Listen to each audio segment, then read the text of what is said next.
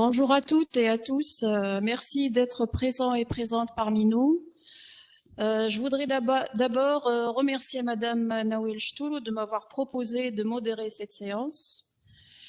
Et je voudrais aussi dire, malgré le nombre un peu limité des présents, le bonheur éprouvé par tous les organisateurs des raids. Et là, je crois que cela est dû à deux choses fondamentales. D'abord, la présence des chercheurs de haut niveau qui nous ont honorés par leur contribution scientifique et par le public, même dans les autres rooms, qui, par leur attention, par leur intérêt pour le design, vient confirmer la pertinence de nos choix. Alors, transversal, multiple, ductile, déroutant, labile, ubique, le design, tel un rhizome, a cette capacité intrinsèque d'être au cœur de toutes les mutations possibles, politiques, sociétales, économiques, pédagogiques, scientifiques, culturelles et autres. Omnipotent par ses divers modes d'ancrage dans la vie humaine, le design devient l'antonyme de l'impossible, ou tout simplement l'impossible n'est pas design. Toujours sous la thématique de l'émergence en design, nous allons, à travers ces séances hybrides, avoir affaire à des travaux de recherche sur le design en termes de réflexion, de pratique et d'expérimentation. Le temps imparti pour chaque intervenant est estimé à 20 minutes. Après toutes les interventions, la parole sera donnée à la salle. À vous toutes et tous. On va commencer d'abord par Mariam Bennour, qui est designer, titulaire d'un master de recherche de l'École supérieure des sciences et technologies du design. Elle prépare actuellement à l'Institut supérieur des beaux-arts de Tunis une thèse intitulée « La contextualisation architecturale entre quête identitaire et enjeux politiques à travers l'espace hôtelier dans la région du Jlid ». Elle est également assistante chercheuse à l'Institut supérieur des beaux-arts de Nabeul. Son intervention est intitulée La réhabilitation comme dimension soustractive du rhizome, transformation de 530 logements Grand Parc Bordeaux. Alors, la parole est à vous, Madame Mariam Bennour. Merci pour cette présentation, chère Madame. Je remercie également les organisateurs pour l'invitation. Donc, je me déplace.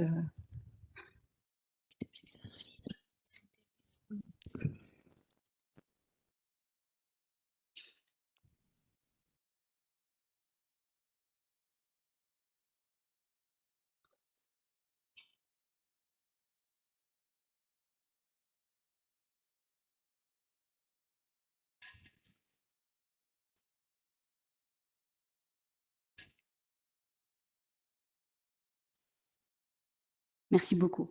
Donc, nous sommes réunis aujourd'hui pour débattre la question des émergences en design, de l'axiome au rhizome. Je vous invite alors au cœur d'une réflexion qui s'intitule « La réhabilitation comme dimension soustractive du rhizome ». Donc, ma présentation exposera le plan suivant.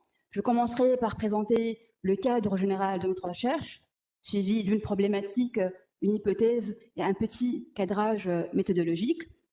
Dans la première partie, je vais présenter le cadre théorique de notre réflexion.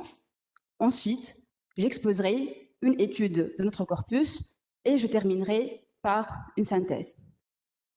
Donc, notre recherche proposera de questionner certains fondements intellectuels de la démarche conceptuelle vouée à l'espace, sous l'angle particulier de la théorie du rhizome, que nous essayerons d'aborder le concept de la réhabilitation, proposant ainsi d'autres récits de conception spatiale.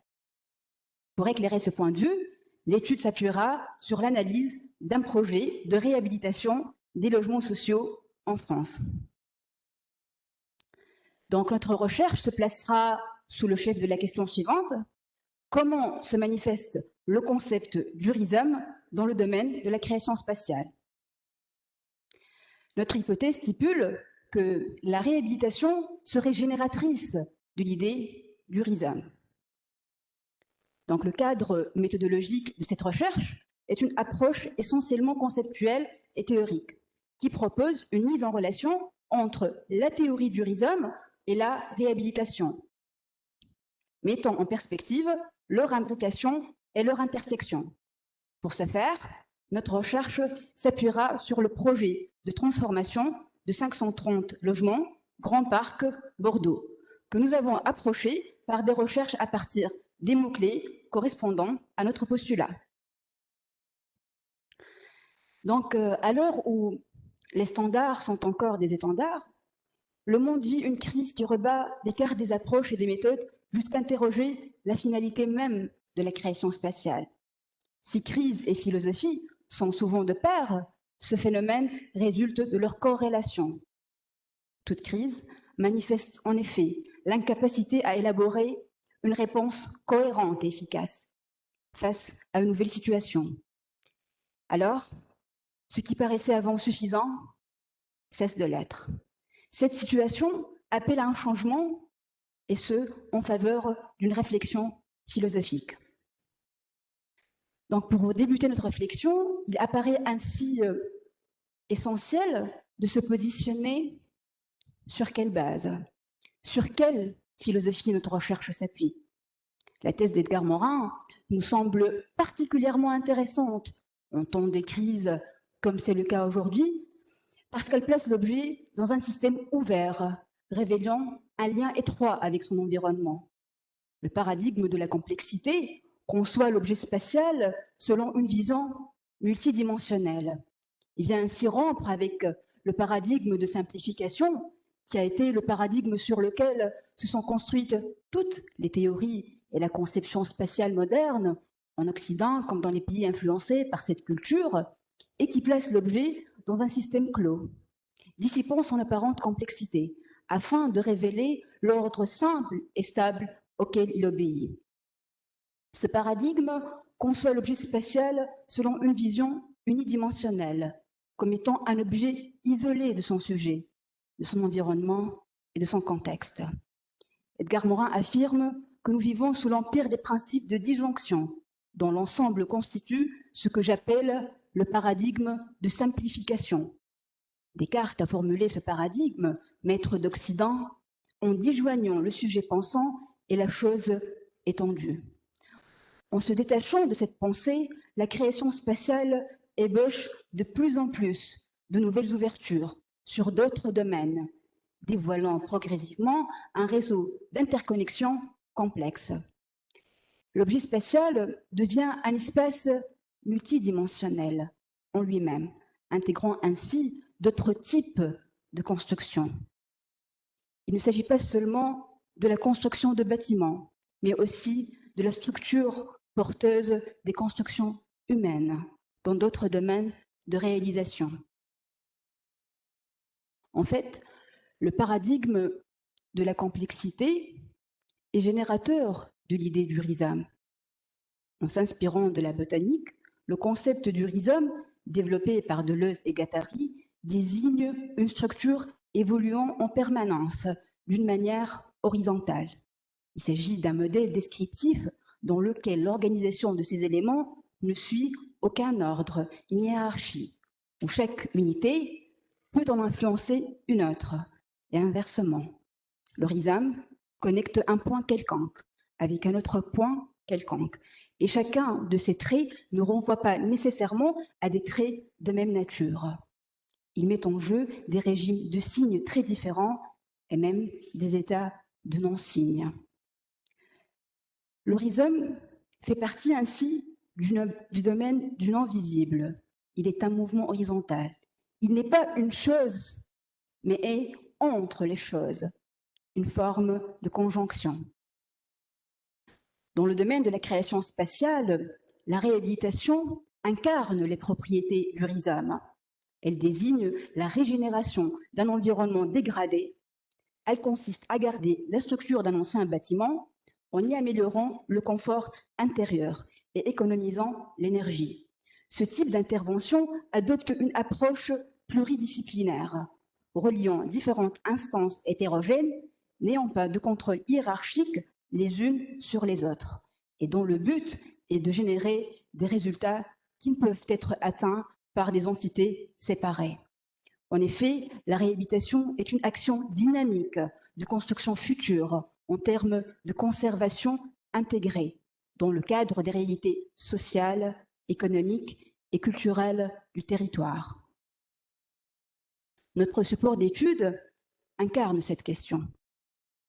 Il s'agit d'un projet de réhabilitation d'un ensemble de logements sociaux construits dans les années 60 dans la cité Grand Parc à Bordeaux, en France, par Alain Lacatan, Jean-Philippe Vassal, Frédéric Druot et Christophe Hutin.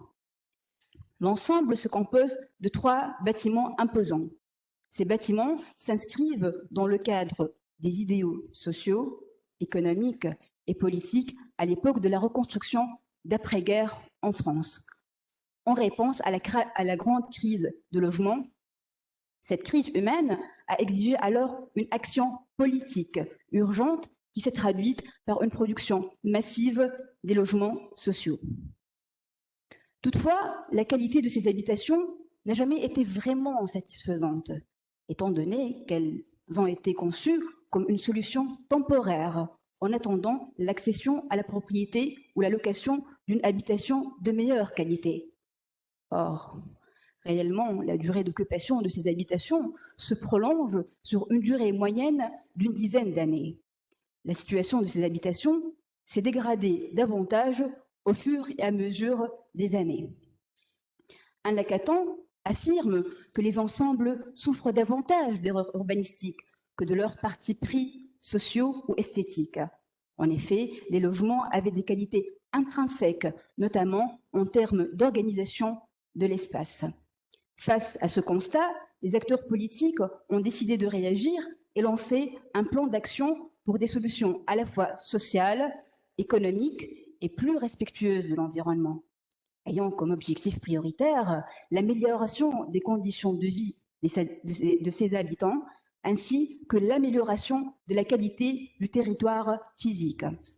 Cette situation oblige à s'écarter de la traditionnelle restructuration ou centralisation du pouvoir, ayant des stratégies radicales et des liens inflexibles. Ils ont opté plutôt pour une méthode de travail horizontale basée sur une concertation élargie autour du projet, où la préoccupation première reste l'humain. Donc la réhabilitation vient comme réponse à cette question très complexe. Elle consiste à réaménager l'ensemble tout en gardant sa structure. La méthode de travail adoptée a permis en effet une concertation élargie autour du projet, favorisant la gestion horizontale entre plusieurs unités hétérogènes. En effet, architectes, designers et urbanistes ont été appelés à revitaliser le tissu résidentiel et améliorer les conditions d'habitabilité. Les ingénieurs ont été aussi concertés pour analyser la cohérence structurelle de l'ensemble de la capacité de résistance de la structure. Habitants, usagers et associations ont également été sollicités pour bien comprendre et cerner le mode de vie des habitants et leurs besoins.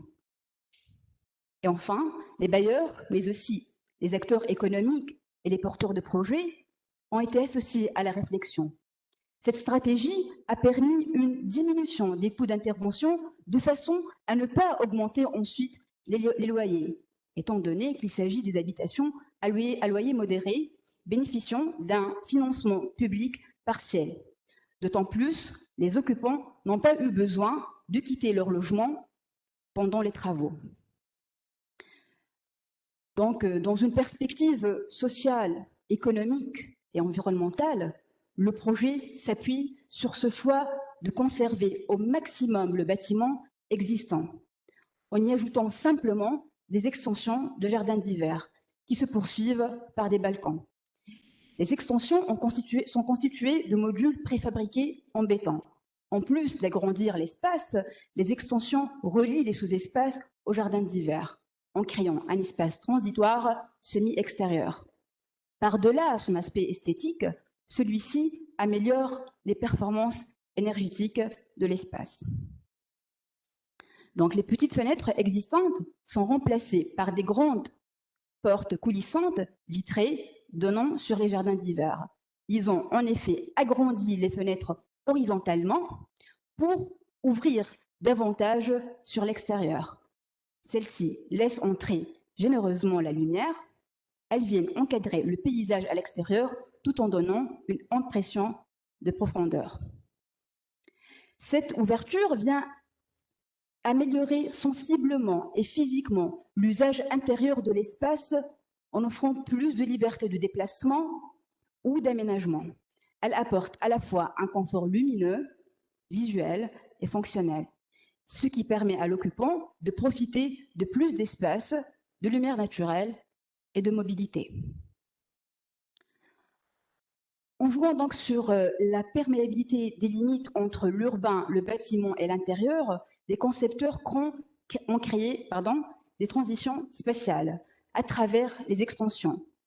En aménageant des balcons et des jardins d'hiver, ils ont réussi en effet à réinterpréter les frontières entre intérieur et extérieur. Un Lacan explique qu'avec la création de ces jardins d'hiver, nous allons du dedans vers le dehors. Ce sont les lieux d'appropriation.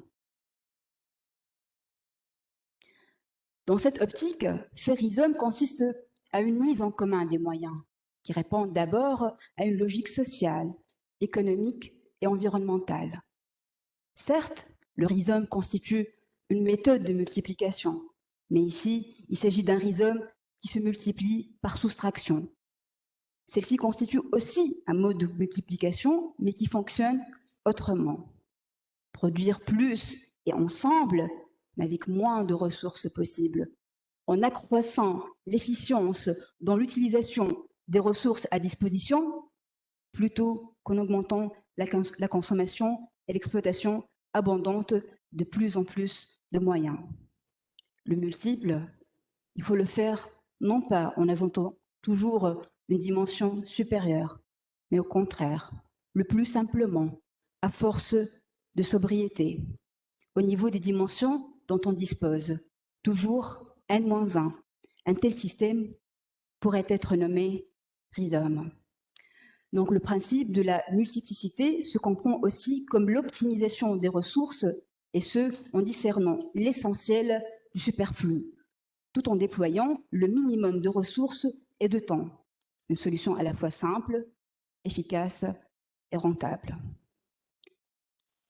Pour conclure, avec l'ouverture du domaine de la création spatiale, sa complexité ne se rapporte plus à une simple référence esthétique ou technique, mais aussi sociale, environnementale et économique.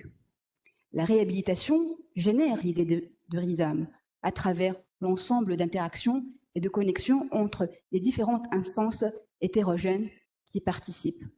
Elle consiste à mettre ensemble des moyens assez simples dans l'objectif d'accroître l'efficience dans l'utilisation des ressources à disposition plutôt que d'augmenter la production et l'exploitation. Férisome semble alors être un projet à la fois spatial, politique, social, économique et écologique. Je termine sur une note de Pierre Itzler. Ce projet autre du design, qui devrait avoir pour finalité la quête du mieux-être et non du plus pour être, doit s'inscrire dans une démarche holistique, car la pensée d'une survivance de notre humanité doit se bâtir sur une approche où l'environnement ne peut plus être dissocié des autres dimensions. En effet, la détérioration de notre milieu naturel, mais semble aussi systémiquement liée au social, au politique. Merci pour votre attention.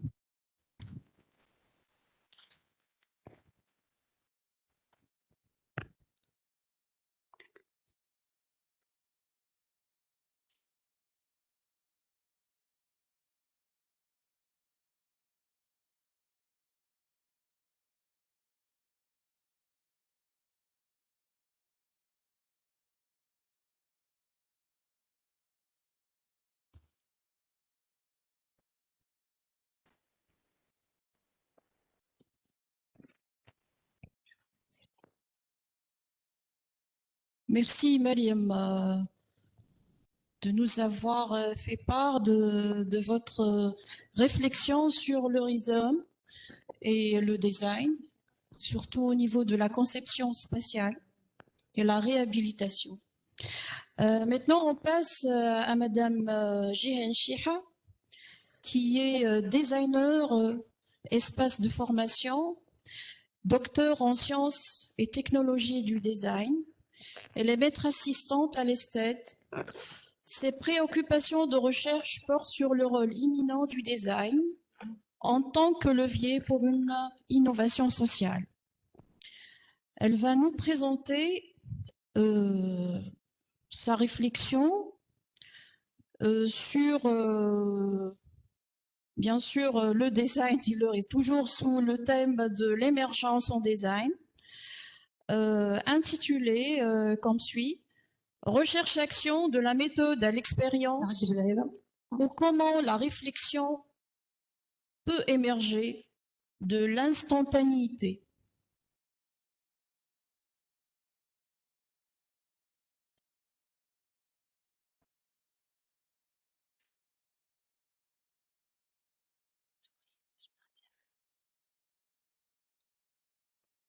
Donc, bonjour à toutes et à tous.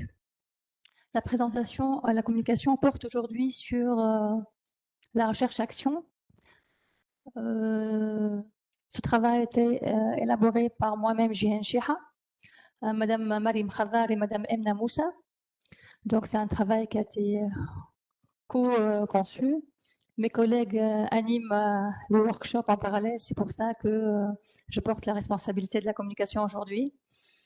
Donc, l'intitulé est « La recherche-action de la méthode à l'expérience ». Face à des événements nationaux et internationaux, l'humanité est aujourd'hui vit des guerres, des pandémies, des crises économiques, écologiques, sociales ou autres. Le designer étant un maillon essentiel en fait dans l'évolution sociétale, n'a plus le choix aujourd'hui que de produire du sens. Merci. Donc, je disais que le designer n'a plus aujourd'hui le choix que de produire du sens par des productions, des artefacts, des services, et comme l'a si bien dit hier Dominique Siama, par des décisions et par ces décisions impactantes. Dans ce sens, Noah Hariri critique de façon assez ironique la société contemporaine en affirmant que malgré la prospérité, peut-être les citoyens des sociétés d'abondance souffrent-ils beaucoup d'aliénation et du manque de sens. Et peut-être nos ancêtres, moins à l'aise, trouveraient-ils beaucoup de satisfaction dans la communauté, la religion et leurs liens avec la nature. Donc, les problèmes à résoudre ou les sujets à aborder sont considérés par la recherche-action comme des objets de réflexion pour le moins complexes. Donc, malgré cette complexité ancrée au cœur d'une réalité, il nous semble que cette méthode induit des réponses instantanées dont les résultats se traduisent rarement dans l'immédiat. Par ailleurs, la recherche-action a un double objectif, comme le précise bien Perret, celui d'opérer un changement concret dans un système social et celui de produire des connaissances sur celui-ci. Donc, nous interrogeons donc l'immédiateté de l'impact du projet, la temporalité de l'action en amont, en cours et en aval du projet. Or, le temps est viscéralement lié à la dimension spatiale. Aussi, la réflexion sur le terrain aura également une ampleur considérable dans notre réflexion. La recherche-action n'aborde pas une situation problématique de façon isolée et cloisonnée, c'est-à-dire selon une réflexion restrictive, mais l'approche en tant que système complexe, constitué d'un ensemble de microsystèmes d'éléments parfois hétérogènes, de relations probablement antagonistes, amenant à une situation profitable. La recherche-action repose donc sur une pensée systémique afin de gérer la complexité des projets et leur écosystème respectif. Réfléchir sur les problèmes concrets, ancrés dans une réalité sociale, amène à positionner le terrain, ses acteurs et ses composantes, intrinsèques et extrinsèques, au cœur de la démarche de la recherche-action. Il s'agit en effet d'approcher le terrain de façon préméditée et méthodique et non anarchique ou fortuite.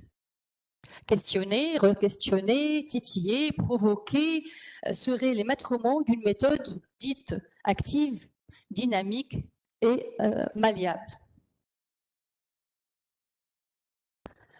Donc aujourd'hui, de par cette présentation, nous faisons un retour sur expérience pédagogique que nous allons essayer de partager avec vous.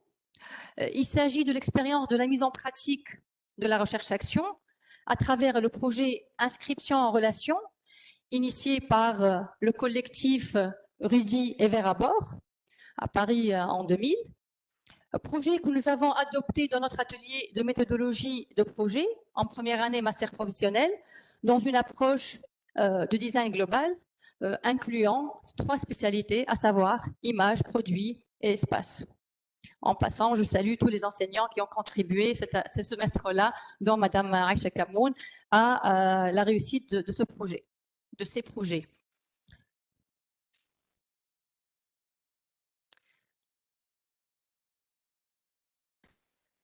Donc, dans ce contexte et dans cette thématique globale, l'inscription comme signe d'hospitalité, l'hospitalité a été abordée comme concept inhérent à la réflexion, comme contexte de projet, mais aussi comme prétexte de réflexion.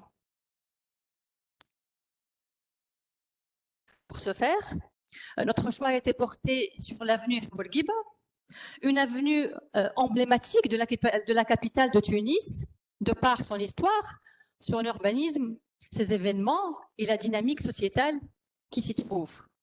Nous sommes donc orientés vers l'exploration et l'immersion au cœur de cet espace urbain afin de révéler et d'articuler ces discours perceptibles et indiscernables. Ce terrain de réflexion et d'action a fait émerger des dimensions historiques, culturelles, économiques et sociales, mais plus en deçà, il a levé le voile sur des dimensions sensibles, relationnelles, situationnelles, émotionnelles, sous-jacentes.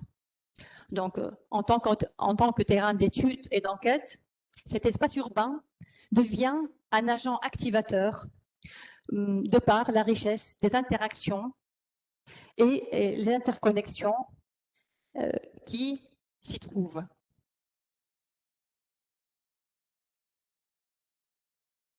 Donc, cette enquête à l'épreuve du terrain nous a permis quelque part de capturer les insights, de s'immerger dans la complexité de certaines situations et contextes qui paraissent simples, figés et statiques, malgré leur caractère dynamique, complexe et parfois intrigant. En effet, nous sommes confrontés à la complexité de l'écosystème que représentait pour nous le terrain, ainsi que son instabilité qui se traduit par des actions imprédictibles, voire parfois surprenantes de la part des acteurs. Ainsi, la phase de collecte de données, d'introspection, de compréhension et de provocation du terrain, puis de cartographie des données et de conclusion, a pris beaucoup de temps, mais a été au final laborieuse. Et au-delà de tout, elle a été réelle et vivante, car ancrée dans un cadre spatio-temporel bien déterminé.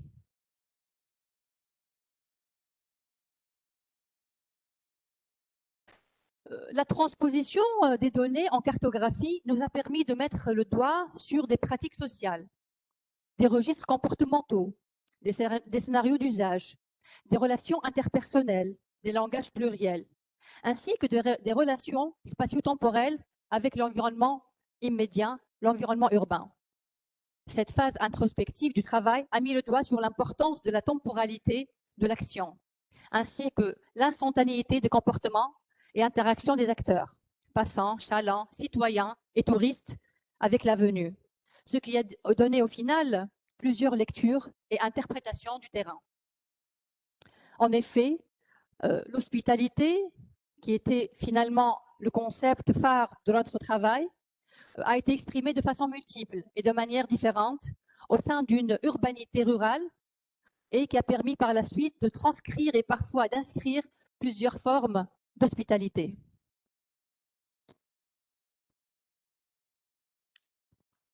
Donc, faire l'expérience du terrain en mettant en pratique les mécanismes de la recherche-action représente une posture singulière qui s'adapte aux particularités du terrain afin d'explorer les phénomènes humains, les interactions sociales et les relations interpersonnelles et environnementales. Une dynamique actionnelle et une flexibilité réflexive reposant principalement et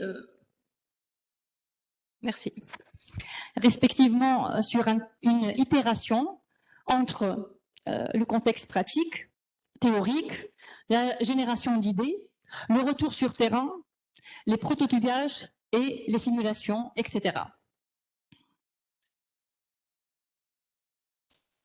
L'expérience en fait du terrain a viscéralement donné du relief à la réflexion.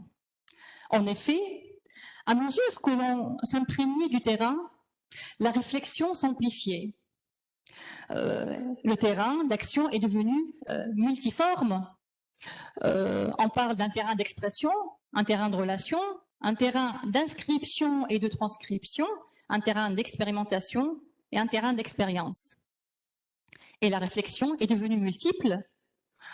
D'ailleurs, on en a tiré 3 axes principaux sur lesquels portent les projets qu'on a présentés, à savoir l'hospitalité détachée, promiscuité désobligeante, proximité choisie.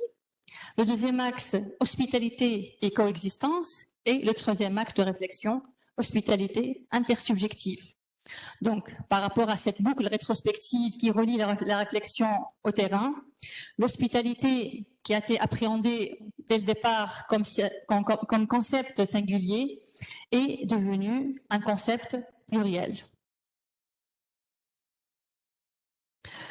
La recherche-action est une méthode permettant un changement de la réalité sociale qui, en l'occurrence, pose une situation problématique ou conflictuelle au sein d'un cadre spatio-temporel bien déterminé et impliquant des acteurs du terrain dans une participation volontaire pour des interventions effectives sur le terrain lui-même. Ainsi, notre choix et notre positionnement par rapport au terrain ont été déterminants dans cette expérience.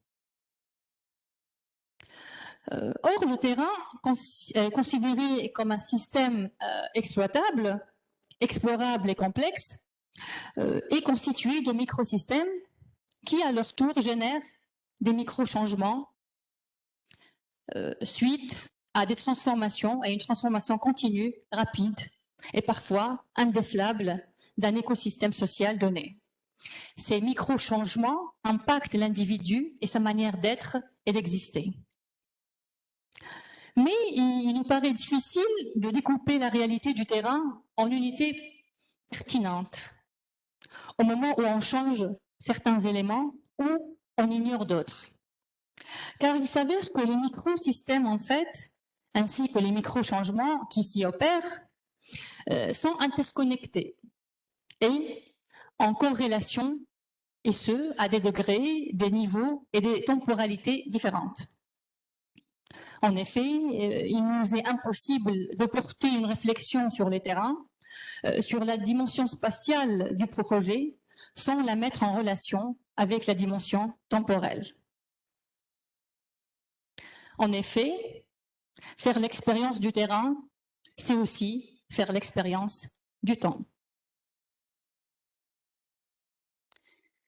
Bien que l'action est ancrée, située et cadrée, selon un contexte spatio-temporel bien défini, cela ne nous a pas empêché de questionner l'immédiateté, l'instantanéité de l'action, ainsi que les résultats de la dite action. En effet, contrairement à l'instantanéité de son action, les résultats de cette méthode se traduisent rarement dans l'immédiat. Au même moment, le terrain est en voie de transformation rapide et des micro-changements prennent lieu sans nous rendre compte, impactant l'individu et sa manière d'être. C'est pour cela que l'action instantanée semble ne pas être en corrélation avec un terrain en permanence mouvance.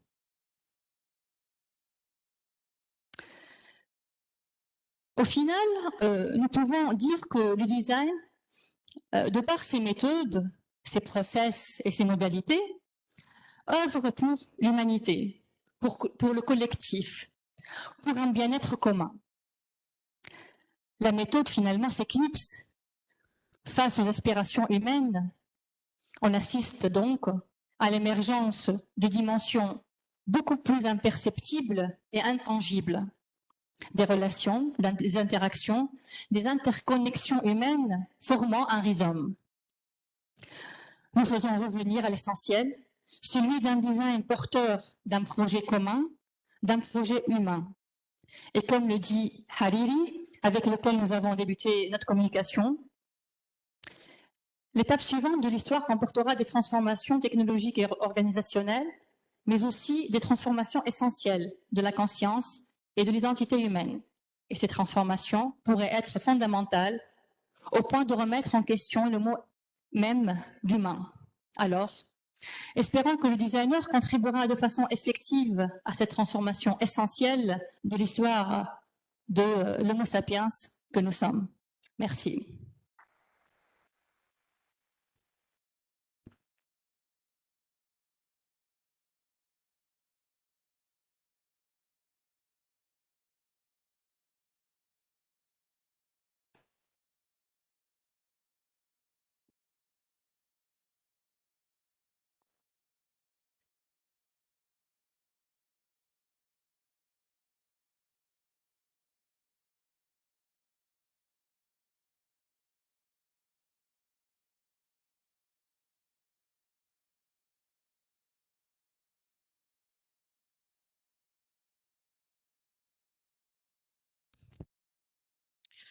Merci, Madame Jehen Chiha, pour votre contribution scientifique.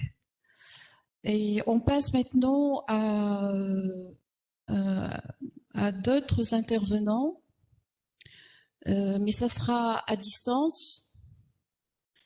On sera avec Marion Voyot, qui est architecte et designer-chercheuse. Elle est la cofondatrice du collaboratoire de recherche sur la petite enfance Premier Cri. Et Théo Samarimbo, philosophe indépendant. Leur communication portera sur, le thème suivant, donc une diplomatie matérialiste, le rôle des designers au sein de Premier Cri, collaboratoire de recherche sur la petite enfance. Bonjour Marion, bonjour Théo. Bonjour, vous nous entendez bien? Est-ce que on vous entend, vous, mais nous, vous... Allô? Est-ce que vous nous entendez? Oui. Bonjour Marion. C'est Mais bon? vous nous entendez pas, vous?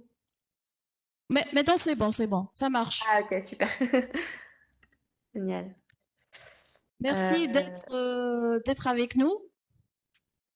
Merci à Donc, vous. c'est à vous la parole. Excusez-moi, j'essaye de partager mon écran. Et je ne sais pas pourquoi ça ne veut pas. Keynote. Excusez-moi, hein. J'avais préparé, mais entre-temps, ça a dû changer. Voilà. Alors, je ne sais pas si vous voyez, je vois rien sur mon écran, c'est très perturbant. Il y a Est-ce un que vous- partage, mais c'est tout blanc. Ah, c'est bon, ça marche. Ok, nickel. Pardon. Donc là, c'est bon, vous voyez bien? Oui, c'est bon, merci. Pardon. Euh, donc déjà, merci beaucoup pour votre invitation à cette conférence. C'était absolument passionnant d'écouter aussi tous les intervenants d'hier. Même si on parle beaucoup de crise dans ce colloque, et c'est normal parce que ça fait partie de nos vies, j'aimerais plutôt mettre un peu de joie en vous parlant de la petite enfance aujourd'hui. Donc, on a fait le choix avec Lisa Jacquet, qui est donc maître de conférence en psychologie du développement à l'Université de Lille actuellement, et moi-même de créer un collaboratoire de recherche sur la petite enfance en impliquant divers communautés en lien avec le monde de la petite enfance. Et c'est dans ce cadre que nous avons créé Premier Cri, ce collaboratoire, et que nous avons engagé un long travail de recherche avec Théo Samarimbo, qui est donc philosophe indépendant. Donc nous allons aujourd'hui vous parler du rôle des designers au sein de Premier Cri, notre collaboratoire de recherche sur la petite enfance, et de ce qu'on a qualifié avec Théo de diplomatie matérialiste. Donc, qu'est-ce que Premier Cri? Déjà, dans un petit temps, donc, je viens de le dire, c'est un collaboratoire de recherche-action collaborative sur la petite enfance. On vient de parler de recherche-action à l'instant. Ici, on rajoute la notion de collaboration, puisqu'il s'agit bel et bien d'impliquer des scientifiques, des designers et des professionnels de la petite enfance dans cet aspect collaboratif, en vue, avec ce grand objectif de réduire les inégalités de développement dès la petite enfance, c'est-à-dire d'apporter un aspect d'action sociale à nos projets, puisqu'on est persuadé à Premier Cri que si on prend soin de celles et ceux qui prennent soin des tout petits, on pourra justement avoir un impact sur la réduction des inégalités de développement dès la petite enfance. Donc nous sommes tout à fait conscients qu'une démarche de recherche collaborative associant à la fois des méthodologies de recherche en sciences et en design implique des dimensions éthiques et épistémologiques singulières. Nous avons souhaité donc avec Premier Cri de pousser à notre réflexion en engageant Théo à nos côtés, qui a réalisé donc un rapport sur l'horizontalité des savoirs et la reconnaissance des pratiques dans le cadre de la préparation des futurs projets de recherche-action collaborative. Et justement, nous sommes engagés actuellement dans 2 projets de recherche-action collaborative. Donc, je vais parler tout au long de cette présentation de RAC, donc pour recherche-action collaborative. Donc, je préférais voilà, vous expliquer ce que c'était. Donc, nous avons engagé par exemple un premier projet de recherche-action avec Milleformes, qui est un centre d'art dédié aux tout petits à Clermont-Ferrand en France. Et nous avons travaillé sur la médiation culturelle et artistique auprès des tout petits. Et nous avons engagé pour ça l'équipe de médiation de médiateurs et médiatrices de Milleformes, un scientifique, Norbert Maillonki-Pinot à l'Université de Clermont-Auvergne, et enfin une designer qui a créé ce dispositif FloraCol, le dispositif Bébé Trek, et nous avons donc mené une recherche-action dont je ne vais pas parler aujourd'hui, mais c'était pour vous montrer un peu le type de projet que l'on peut faire à Premier Cri. Un deuxième projet de recherche-action que nous avons mené autour de la communication entre professionnels de petite enfance en crèche, dans 5 établissements d'Île-de-France, avec la designer Zoé Agerter et le scientifique Emmanuel Devouche. Et donc, nous avons travaillé sur un dispositif comme ça qui documente les pratiques quotidiennes des professionnels auprès des jeunes enfants. Mais ce que je vais on va avoir une vision un peu plus épistémologique aujourd'hui du rôle des designers, puisque nous, chez Premier Cri, la recherche est à la fois donc collaboration, et c'est là qu'on retrouve l'aspect rhizomatique qui est bel et bien dans le titre de ce colloque, c'est-à-dire la multiplicité des acteurs engagés, comme je vous l'ai dit, scientifiques, designers et professionnels de petite enfance. La recherche est aussi action, puisqu'elle a une visée sociale plus axiomatique, puisque le but de ces projets est bel et bien d'engager une action sociale. Et nous avons pour cela attaché une grande partie de notre raisonnement à la recherche en train de se faire, à la manière de ce qu'on appelle un bricolage réflexif, pour reprendre les termes de Rulac, à la croisée d'une pluralité de langages, de pratiques et de prépositions, pour reprendre ici les termes de Latour.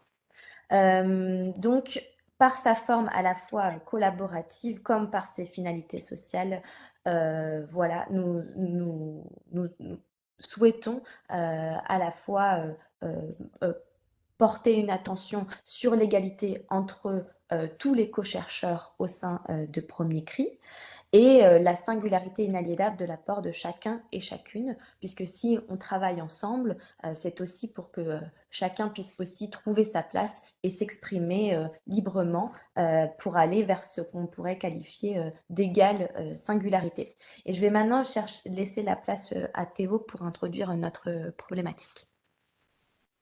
Merci Marion. Vous m'entendez bien? Oui, enfin moi oui. Très bien. Bonjour à toutes et tous. Bonjour. Oui, c'est bon, on vous entend. Parfait. Bonjour Théo. Bonjour, merci pour l'invitation. Alors, on va se partager la parole pour vous présenter notre article avec Marion. On va faire des allers-retours entre nos deux visions. Et on peut voir là peut-être une image aussi, une métaphore de la manière dont on travaille et dont moi j'ai pu travailler au sein de Premier Cri. Donc déjà une manière justement collaborative et collective de faire de la recherche. Et des allers-retours aussi entre expérience de terrain et expérience réflexive, voilà, qui se passe sans cesse. Alors, pour rentrer peut-être directement dans la présentation de notre article, euh, peut-être s'appuyer d'abord à définir rapidement le design. Euh, on peut définir le design comme étant la discipline qui travaille à concevoir des dispositifs. Alors, qu'est-ce qu'un dispositif en design? Et plus spécifiquement pour les designers de Premier Cri. Alors, en philosophie, on peut directement avoir cette intuition qu'un dispositif, ça nous rappelle Michel Foucault, et notamment un dispositif comme étant un système de contrôle contraignant. Bon voilà, on a en tête les études de Foucault sur la prison, sur l'hôpital, etc. Mais ce que j'ai appris en faisant de la recherche au sein de Premier Cri, c'est une autre manière, une autre vision de percevoir les dispositifs comme étant finalement des aires transitionnelles. Donc là, on s'appuie sur les travaux notamment d'Annie Jantès, qui elle-même s'inspire d'Emmanuel Belin. Donc une aire transitionnelle qui connecte l'intériorité des sujets et l'extériorité de leur environnement. Finalement, cette aire transitionnelle, on peut aussi la qualifier comme étant un espace de médiation. Et dans cet espace de médiation, il s'agit d'offrir à l'individu une agentivité en tirant les potentialités d'un environnement, un environnement lui-même perçu comme étant une configuration bienveillante, déjà là, aménageable et appropriable par les sujets. Donc finalement, au sein de ces dispositifs, l'agent peut donc être qualifié d'expérienceur. Donc ça, c'est le terme que l'on reprend à Géraldine Actuel. Donc expérienceur, c'est un sujet qui se réalise à travers l'expérience qu'il entretient au sein du dispositif. C'est pourquoi nous parlons ici d'un dispositif expérientiel. Je te redonne la parole, Marion. Merci Théo. Alors. Donc, justement, ce dispositif, pour nous, il est vraiment au cœur de nos projets et au cœur du rôle qu'implique le designer au sein des projets de RAC chez Premier Cri. Et donc, on peut parler ici d'une forme d'expérience de la recherche, puisqu'il s'agit de concevoir des dispositifs expérientiels à même de favoriser l'appropriation des différentes étapes de la recherche par les différentes parties prenantes et au premier chef par les professionnels de la petite enfance elle-même. En fait, ce qu'on souhaite faire avec Premier Cri, c'est bel et bien donner du pouvoir et donner une réflexivité, comme l'a dit Théo, aux différentes parties prenantes et tout particulièrement aux professionnels de la petite enfance dans cet objectif de réduire les inégalités de développement dès la petite enfance. Donc il s'agit pour nous de tisser du lien, de tisser un fil conducteur entre les co-participants impliqués dans le projet de recherche, pour reprendre les termes de Tim Ingold. Comment cela se passe? Cette méthode à la fois de conception, elle est aussi liée en tout cas au dispositif, elle est aussi là pour rendre simple, lisible et compréhensible des choses complexes. Donc, c'est-à-dire que nos dispositifs sont finalement extrêmement affordants. Je reviendrai un petit peu dessus un peu plus tard, mais c'est-à-dire qu'ils permettent d'être appropriés par les professionnels de la petite enfance de manière assez simple aussi dans leur pratique au quotidien, non pas pour leur rajouter un poids avec la présence de dispositifs, mais bel et bien pour faire évoluer leur pratique, comme on peut voir ici dans ce schéma, et ce qui nous permet aussi, nous, en tant que chercheurs, de récolter aussi des données au sein des lieux même d'accueil du jeune enfant dans une démarche de recherche qui se veut écologique. Et basée donc sur l'expérience des professionnels au quotidien.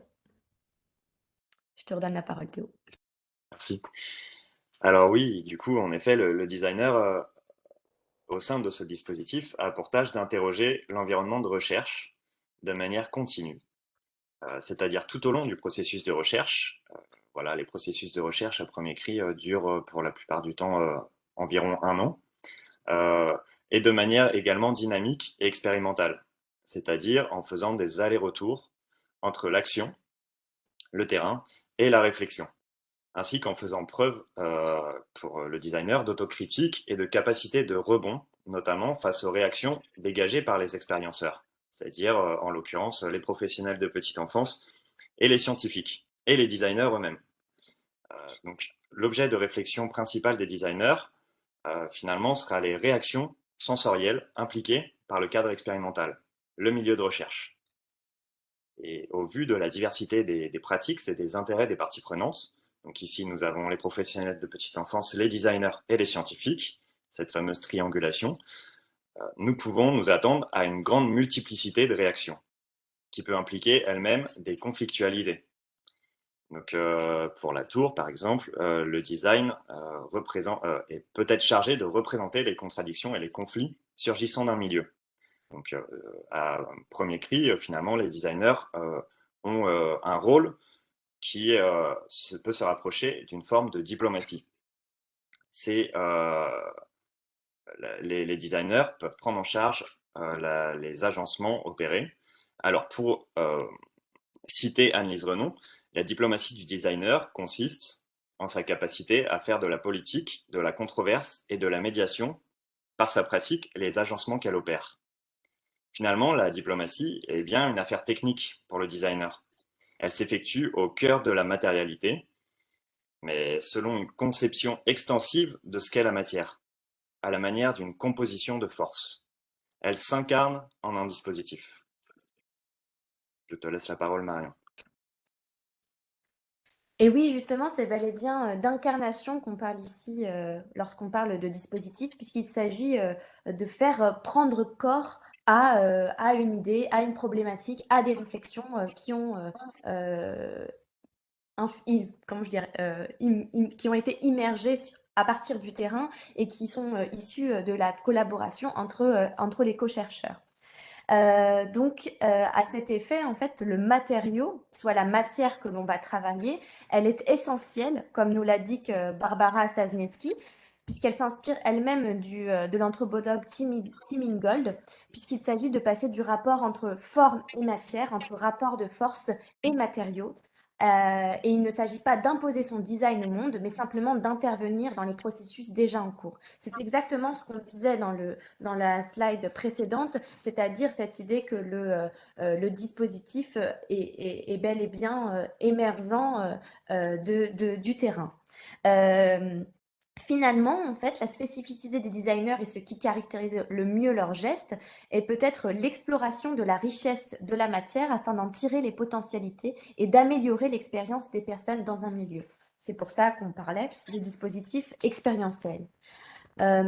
Si on reprend ici les termes de Pierre-Damien Huyghe, qui cite aussi Casitani, le design est le design est une conduite, c'est-à-dire que c'est une technique qui vise à s'orienter dans la matière, qu'elle fût directement perceptible ou aperceptible, non pas dans l'optique de trouver la forme de quelque chose, mais de donner la forme à quelque chose. Il s'agit bel et bien d'incarner, comme on disait, de donner corps à nos idées et à nos réflexions communes.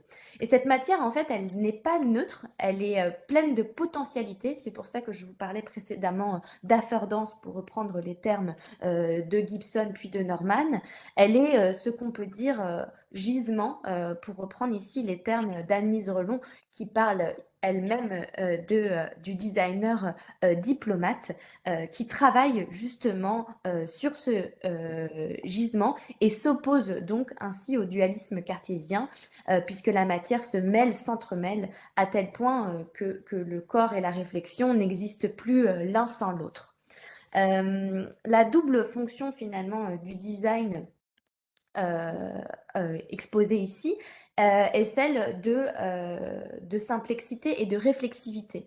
Donc simplicité, c'est-à-dire que finalement nous donnons une forme relativement simple, tout en prenant en compte la complexité des enjeux proposés, c'est-à-dire la pluralité des forces en jeu dans un milieu, les affects, les intérêts, les formes de langage, sur un terrain donné qui est pour nous le terrain de la petite enfance, donc des milieux d'accueil du jeune enfant, que ce soit une crèche, une école maternelle ou bien encore un lieu artistique comme on l'a vu avec Milleformes, afin de concrétiser une idée.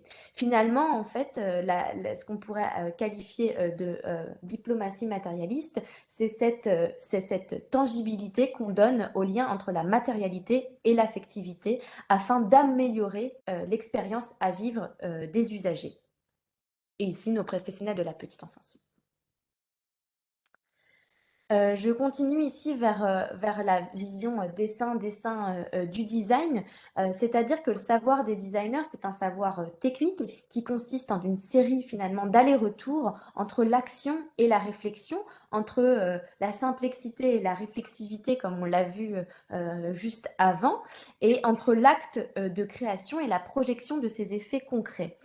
Donc c'est finalement à la fois dessiner, c'est ce qui est bel et bien propre au métier de designer, et de créer un dessin, c'est-à-dire une finalité au design qui peut bien sûr s'adresser à des problèmes sociaux et techniques dans la création et par la création de notre dispositif. Et il s'agit toujours d'un aller-retour entre l'un et l'autre permanent, et qui permet au dispositif de prendre forme, mais aussi de faire, et comme on l'a dit précédemment, évoluer les pratiques et enrichir aussi notre question de recherche et notre démarche de recherche. Pour cela, donc, il est vraiment nécessaire d'ouvrir un dialogue continu entre les parties prenantes, et ce dialogue doit bien être à la fois horizontal et s'intéresser à la fois aux connaissances pratiques, c'est-à-dire issues elles-mêmes du terrain, afin de pouvoir s'adresser aux premiers et premières concernés directement. Voilà, Théo, à toi. Merci Marion.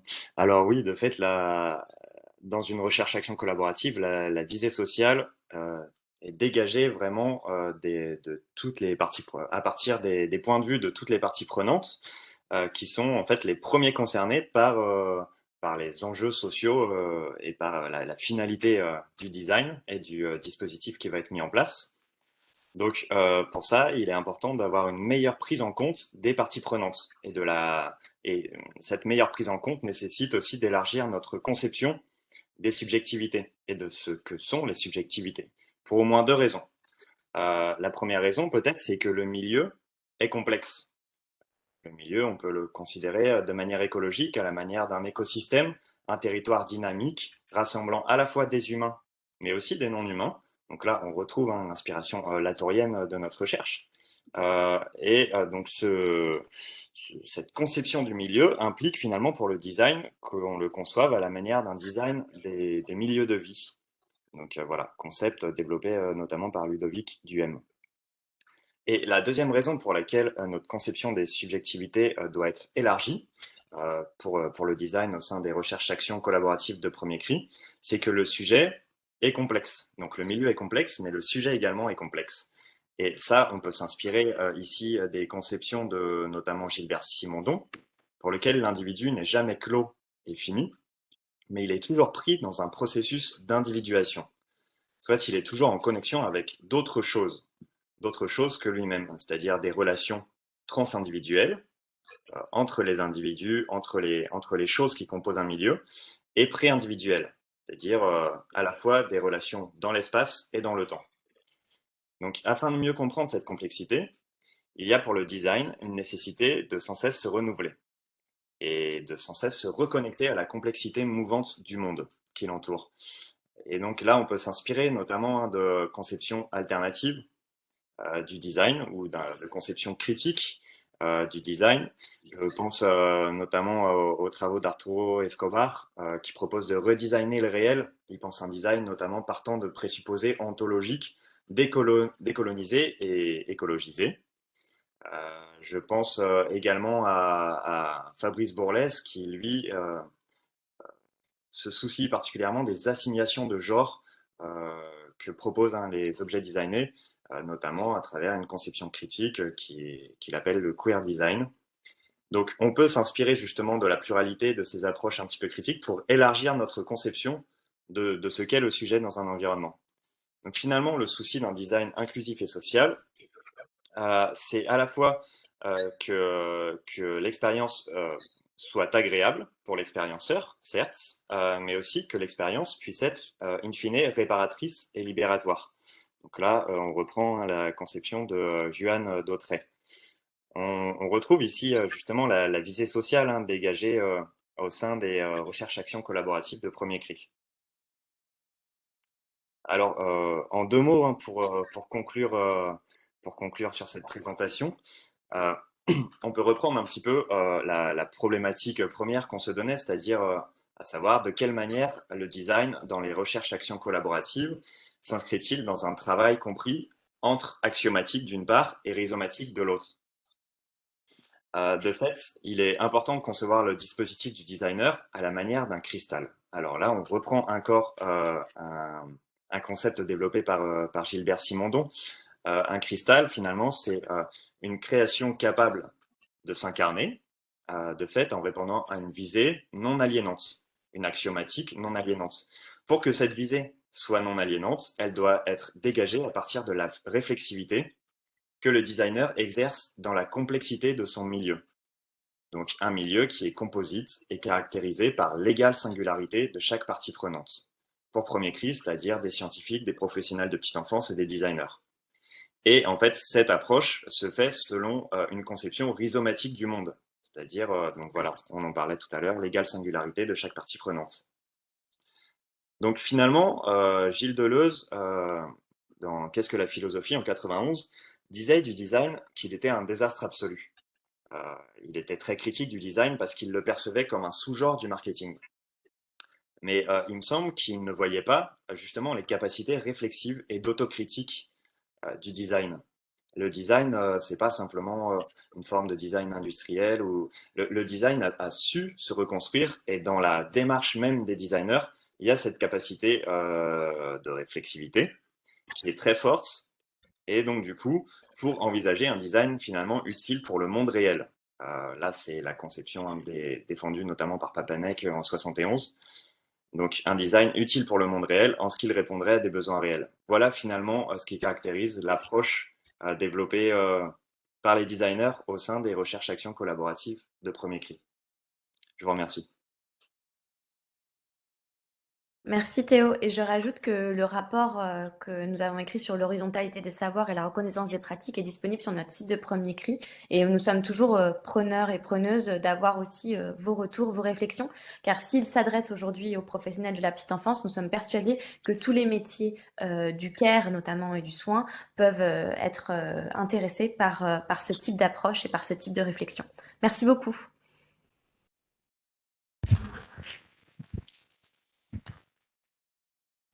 Merci à vous, Marion et Théo.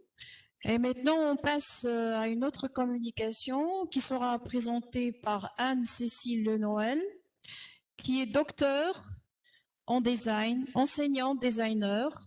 Elle est chargée de cours à l'Université Bordeaux-Montaigne et chercheuse associée au sein du laboratoire MICA, Axe Art, Design, Scénographie, figure de l'urbanité. Ces thèmes de recherche portent sur l'analyse des enjeux du design contemporain, de leur lien avec les champs de l'art, de l'urbain et des sciences de l'information et de la communication. La communication est intitulée comme suit: approche structurelle du design, conceptualisation de la stratification nucléaire. La parole est à vous, Madame Anne-Cécile Lenoël. Oui, bonjour, est-ce que vous m'entendez bien? Oui, Alors, c'est bon. bon, c'est parfait. Évidemment, depuis ce matin, j'ai un problème de port USB, donc l'ordinateur ne reconnaît pas la caméra. Bon, donc vous m'entendrez et je vais partager mon écran.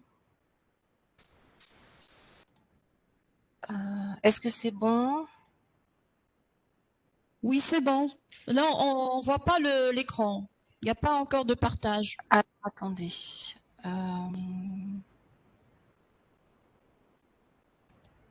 Est-ce que vous le voyez là? Non, Ah, pas alors, encore. alors je repars en arrière. Partager tout l'écran. Partager tout l'écran. Choisissez ce que vous partagez. Pourtant, j'ai validé.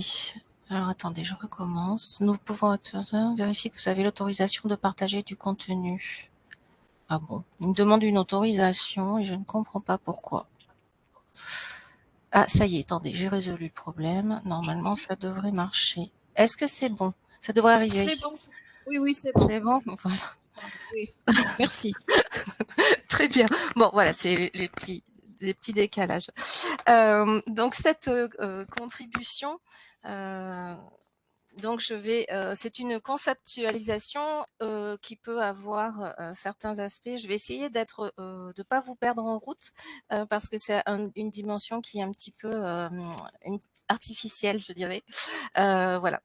Donc je vais essayer d'être claire. Alors, cette contribution... S'il vous plaît, Anne, s'il vous plaît, est-ce que vous pouvez appuyer sur masquer? Oui. Oui, merci. Je vous en prie. Alors, cette contribution s'inscrit dans un parcours d'études des évolutions du design au sein duquel j'ai donné une place centrale aux logiques de coexistence et de coextension du design et de la société.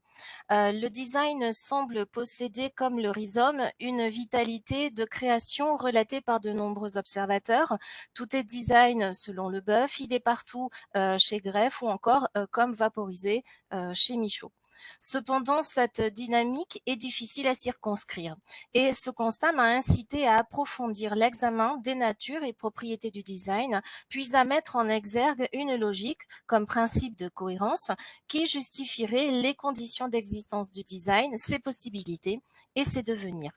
La stratification nucléaire, qui est issue de ce cheminement, est un concept structurel qui se joue de l'analogie cellulaire pour argumenter la plasticité sociétale du design et interroger les conditions de l'émergence comme, je cite, apparition au cours de l'évolution d'une fonction ou d'une nouvelle forme. Par ce prisme, je modélise une extension de la définition philosophique de l'ontologie, étayée par une approche sémiotique, et celle-ci confère au design la nature vivace du rhizome. Ainsi, il est polysémique, Polysensoriel et protéiforme, il ouvre des horizons autres, il facilite les émergences. Je propose de suivre le plan suivant. Je poserai 2 jalons pour questionner les réalités polysémiques du design, puis les marqueurs de la temporalité et de l'adaptation. Enfin, j'exposerai le concept de la stratification nucléaire, puis je le soumettrai à la pensée rhizomatique de l'émergence.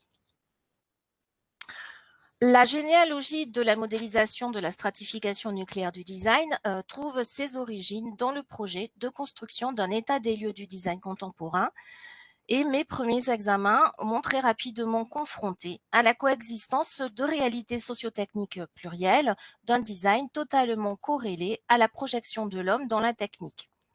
Il s'est sédimenté en effet dans différentes structures, qu'elles soient intellectuelles, organisationnelles, pratiques, techniques, etc. Et qu'il soit énoncé en termes de dessin IN, dessin EIN, projet, méthodologie de la conception, manifeste, esthétique ou philosophique, etc. Le design recouvre un ensemble d'acceptions polysémiques et protéiformes.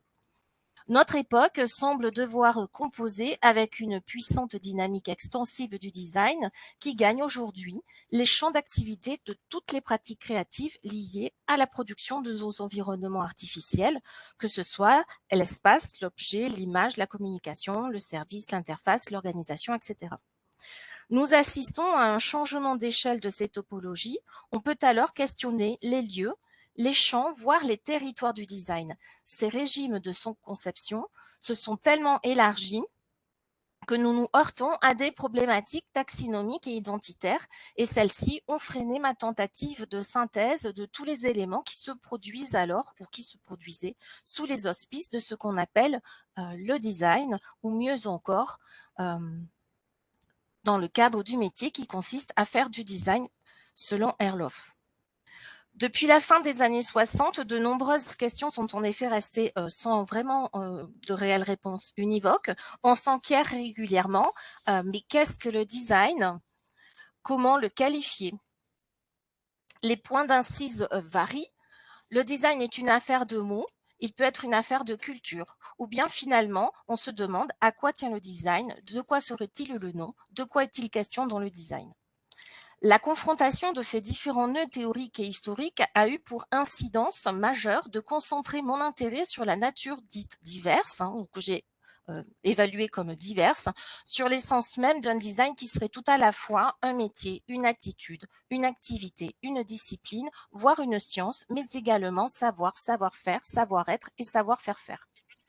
J'ai examiné cette nature diversifiée du design et sa capacité de production tout aussi diverse par le prisme de la matérialité des choses selon Deleuze et Guattari, pour ensuite imaginer que leur principe du vitalisme matériel pourrait justifier d'un agencement fonctionnel singulier du design à partir duquel je pourrais penser un principe de changement et de plasticité de ce dernier.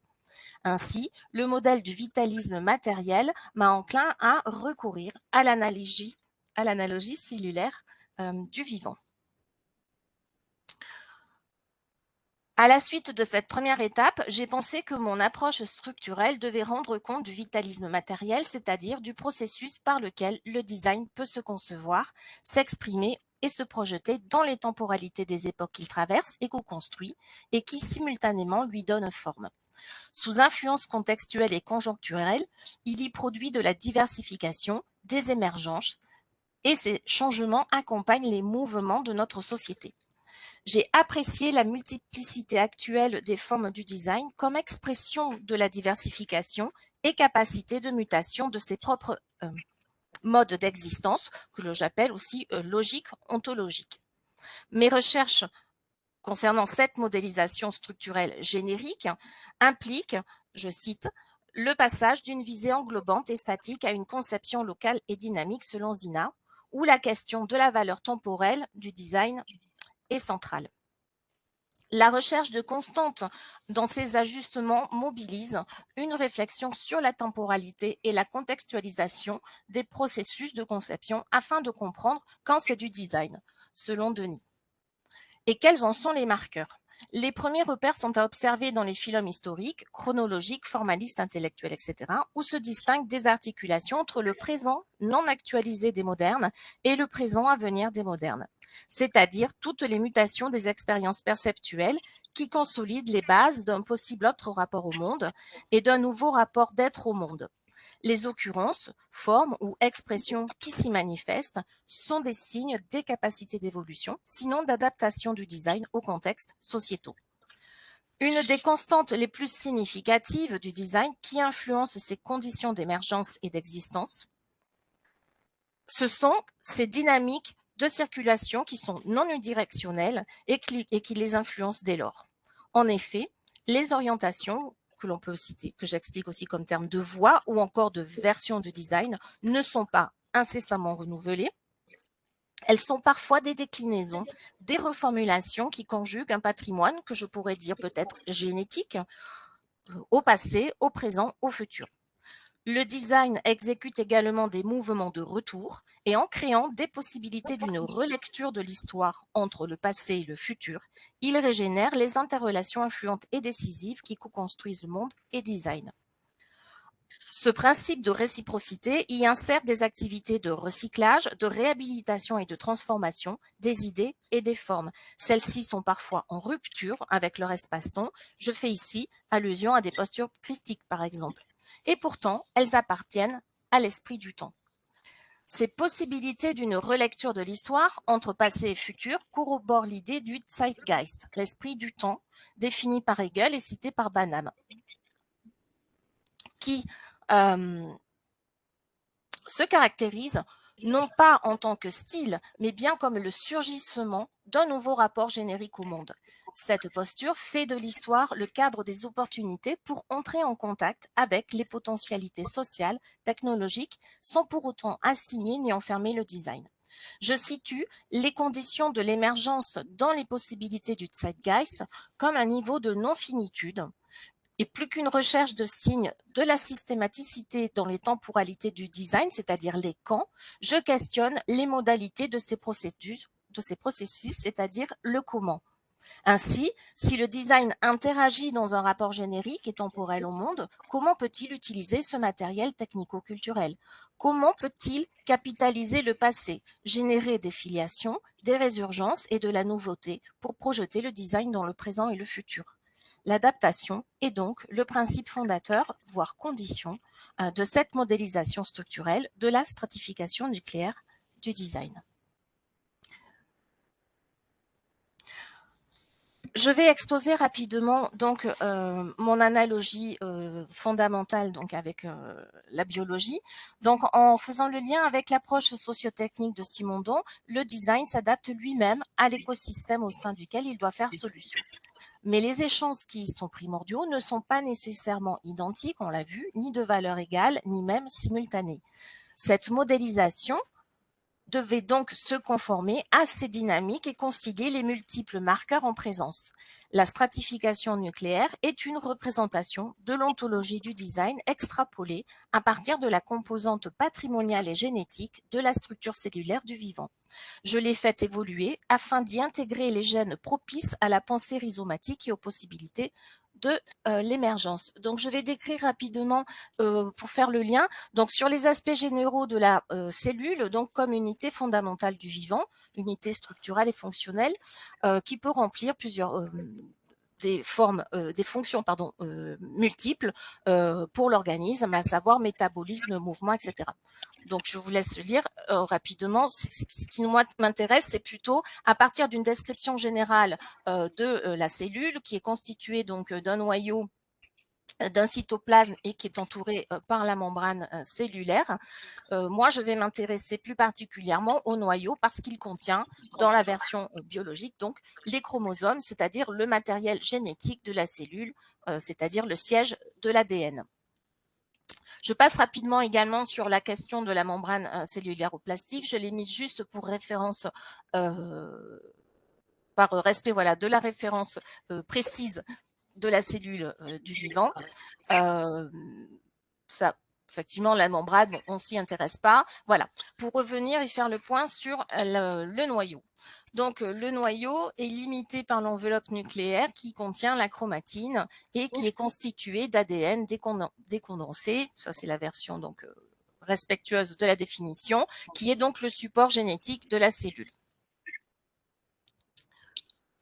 Donc, le noyau est le siège en fait des chromosomes et donc de la structure de l'ADN. Moi, c'est ce qui m'intéresse, c'est cette idée de codage, puisqu'à travers le temps, il y a une notion d'information qui est condensée, mais qui peut aussi circuler.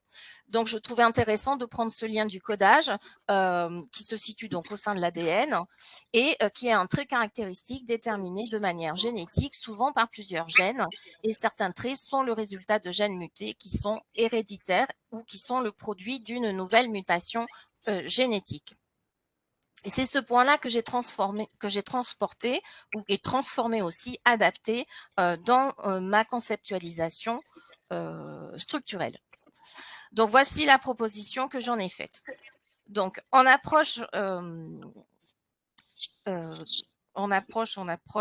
systémique. Donc, sous cette forme synthétique, le design se compose d'un noyau ontologique, le nucléole, on retrouve la référence, partie centrale du noyau, siège de l'ADN du design dont les gènes, fonctions esthétiques, techniques, matériaux, usages, technologies et formes, dits dominants, en constituent le patrimoine génétique fondamental.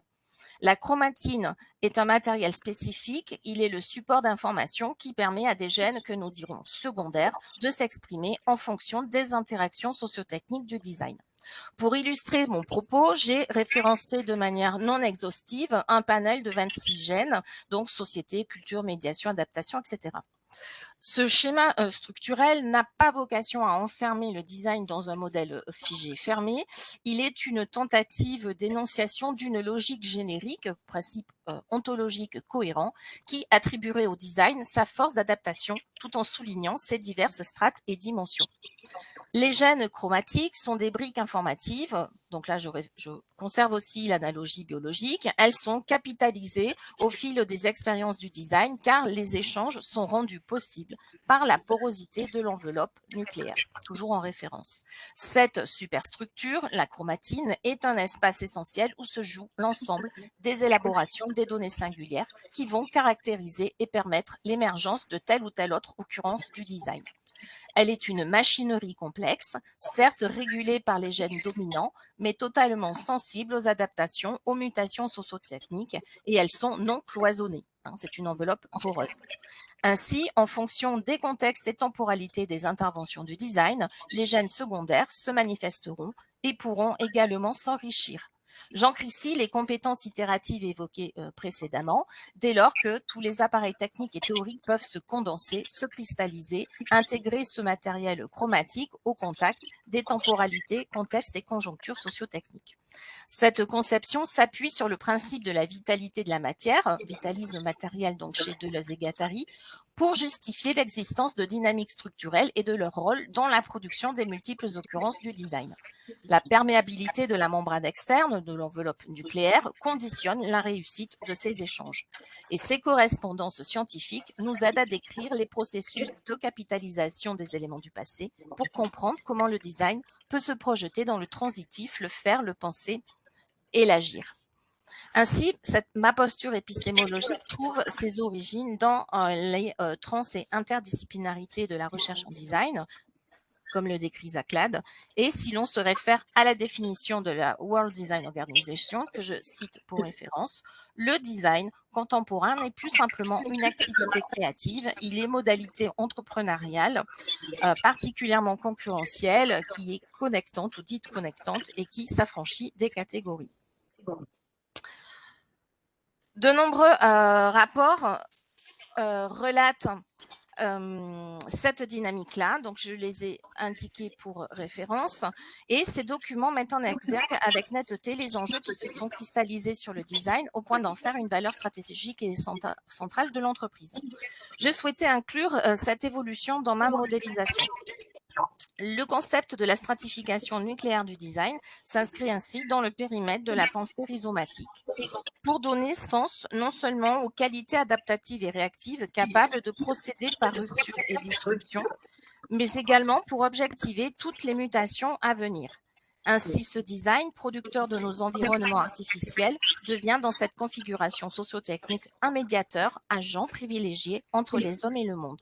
Les sciences humaines nous aident pour comprendre comment le design peut s'étudier sous ces aspects, les aspects donc d'un système sociotechnique complexe, composé d'une multitude de sous-systèmes.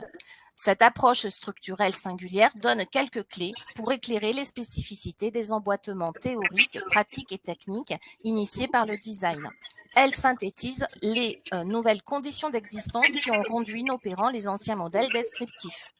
La stratification nucléaire corrobore la dynamique extensive et créative de la pensée rhizomatique. Ces caractéristiques confèrent au design ses facilités à réinterroger les formulations des problèmes et des questions du monde sous leurs aspects les plus complexes. Ainsi, dans la pensée rhizomatique, le design conserve les aspects multiples et polymorphes de sa nature stratifiée, composée d'éléments dynamiques interchangeables et corrélatifs. Il est totalement intégratif et les reconfigurations y sont illimitées car il possède une vitalité matérielle ontologique. Ainsi, le design interagit au sein d'un système de relations organotechniques dans sa mise en perspective technico-sociale, à partir duquel l'émergence peut survenir. Pour conclure, je pourrais rappeler donc 2 points essentiels. La stratification nucléaire s'efforce de contourner l'écueil lexical de la définition du design en prospectant une nature, une ontologie capable de justifier l'existence et la variété des jeux d'interrelations sociotechniques. Le 2e point, l'analogie cellulaire offre une interprétation singulière de la nature plastique et évolutive du design en s'inspirant des théories de la génétique. Elle synthétise les nouvelles conditions d'existence qui ont rendu inopérants les anciens modèles descriptifs du design.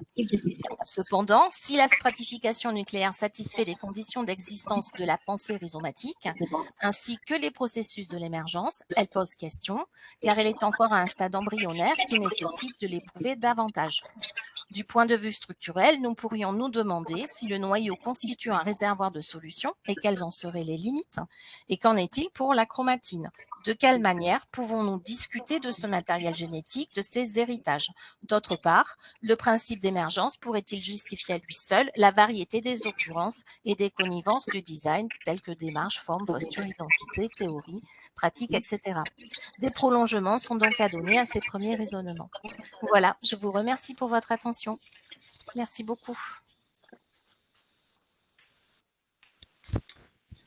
Merci Anne-Cécile pour votre contribution. Et maintenant, on va passer à la salle pour lui laisser la parole. Si vous avez des questions, pour rebondir sur les 4 interventions. Merci.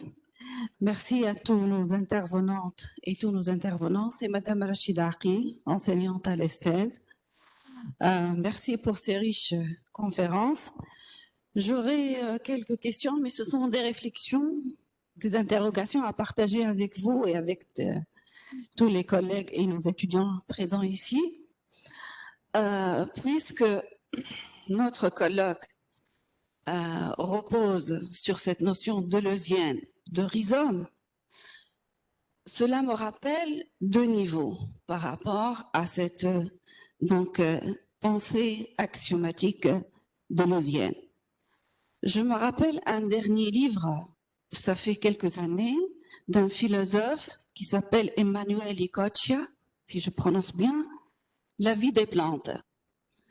Il renoue avec la notion de rhizome chez Deleuze et Guattari, et cette notion de retour à la vie des plantes vise la question que je vais essayer de poser. Lorsque l'on pose la question de l'architecture de l'espace urbain, et je reviens à notre première intervenante, merci pour votre excellente présentation et réflexion, l'espace urbain et le paradigme de réhabilitation, aussi pour nos invités intervenants en ligne. Est-ce que le fait de reposer une approche, une problématisation sur la pensée rhizomatique ne présuppose pas ou bien ne nous place pas sur la voie d'essayer de réfléchir, de penser à décentraliser l'humain? par rapport à l'espace, à l'environnement, à l'architecture, aux différents domaines de production, de création, d'innovation, de proposition de solutions. Pourquoi? Parce que rhizomatique, et non pas vraiment rhizome, cela renoue avec cet enracinement, cette connectivité. Je commence avec notre chère Mariam Bennour. Vous avez donc présenté une pertinente réflexion qui fait croiser le paradigme de rhizome et le paradigme de réhabilitation concernant ces habitats sociaux à Bordeaux. Alors, je me pose la question, cette réhabilitation-là, est-ce qu'elle prend en considération le plus, est-ce qu'elle est orientée vers les habitants, leur expérience usagée, pour innover, pour améliorer, etc., ou bien pour cet habitat lui-même? Voilà. La question, c'est-à-dire, c'est toujours, je me suis posé la question, vous avez présenté cette réflexion par rapport aux différents acteurs, par rapport à cette solution qui est finalement une solution temporaire, comme vous l'avez mentionné. Je me suis posé la question, où sont les habitants dans cette réhabilitation-là? Est-ce qu'il y a un feedback? Quelle est leur expérience? Comment ils ont vécu après la réhabilitation? C'est ma question. Ensuite, par rapport à nos deux intervenants, Théo et Marion, que je remercie énormément pour cette très belle expérience. Juste une petite question par rapport à la notion de réflexivité dans ce collaboratoire et dans ce terrain délicat, très important, qui est la petite enfance, la notion de réflexivité. Je viens de la philosophie, la réflexivité me rappelle la réflexivité au sens hegelien, de Hegel. La réflexivité hegelienne, elle est dialectique. Dialectique, c'est-à-dire il y a une affirmation et il y a une négation. Je me pose la question, les designers intervenant avec les professionnels de santé, avec les enfants, est-ce qu'il y a un certain retrait? C'est-à-dire, est-ce que le designer peut être actif, peut être d'un grand apport, tout en étant en retrait par rapport aux différentes autres parties prenantes et par rapport à ce contexte collaboratif et par rapport à cette notion de recherche-action. Je reviens aussi à notre cher collègue et ami Jihan Chiha par rapport à la recherche-action aussi. À Tunis, à la notion d'hospitalité, c'est très important. Aussi, cela me pousse à reposer cette question-là. Est-ce que vraiment l'humain, les citoyens, les passants, les piétons, les étudiants, les touristes sont au centre de cette recherche-action, de toute action de l'hospitalité?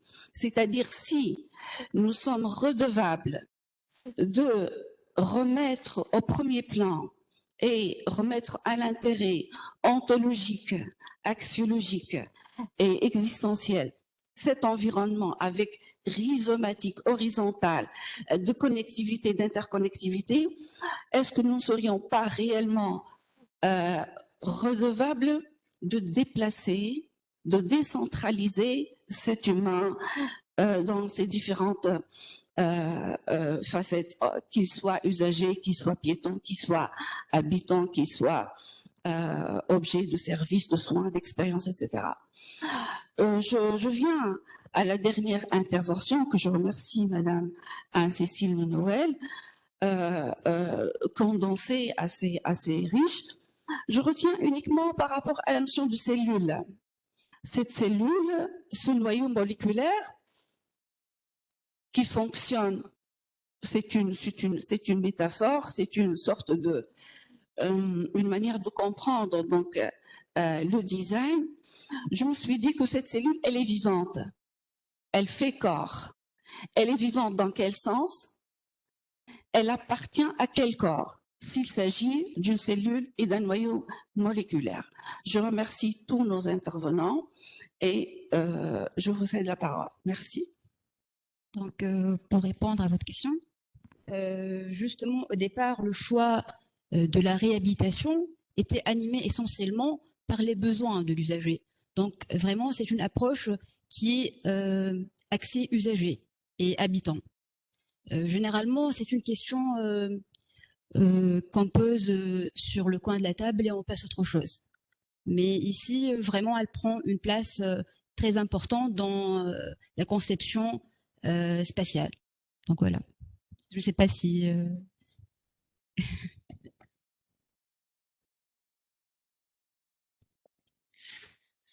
Merci Rachida pour l'intérêt porté à la communication. En fait, le travail qui a été fait lors de l'atelier de méthodologie a été basé sur la recherche-action. Et la recherche-action, fondamentalement, elle se base sur le terrain. Donc, du coup, solliciter le terrain va finalement solliciter l'humain. Pourquoi? Parce que l'humain est une composante essentielle, intrinsèque et viscérale au terrain.